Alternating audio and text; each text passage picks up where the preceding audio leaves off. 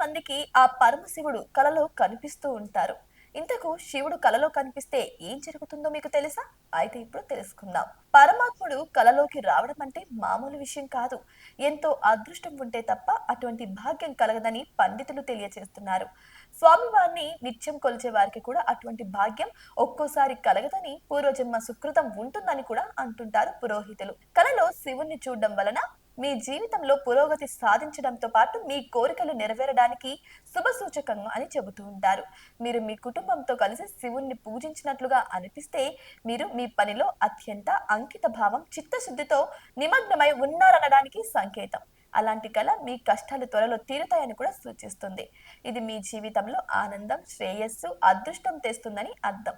మీకు కలలో శివలింగం కనిపిస్తే అది చాలా పవిత్రమైనదిగా భావించాలి. కలలో శివలింగాన్ని చూస్తే మీ వ్యక్తిగత జీవితంలో చాలా కాలంగా ఎదురు చూస్తున్న కొన్ని పనులు పూర్తవుతాయని స్వప్న శాస్త్రం చెబుతుంది. మీరు ఆ పనిలో విజయం సాధిస్తారని, శివుని ఆశీస్సులు ఎల్లప్పుడూ మీపై ఉంటాయని ఇది సూచిస్తుంది.